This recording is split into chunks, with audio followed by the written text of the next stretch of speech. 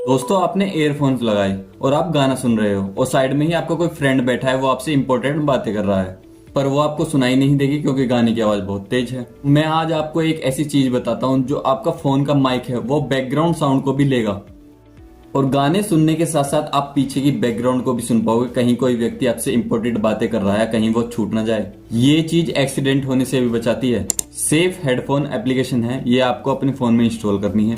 यहाँ पर वॉल्यूम आप खुद से सेट कर सकते हो, तो इससे ट्रांसपेरेंसी रहेगी और जो पीछे की बैकग्राउंड साउंड है वो भी आपको सुनती रहेगी, जिससे कोई इंपॉर्टेंट बात स्किप भी नहीं होगी गाने सुनते हुए। ऐसी और वीडियोस को देखने के लिए चैनल को फॉलो करना ना भूलना।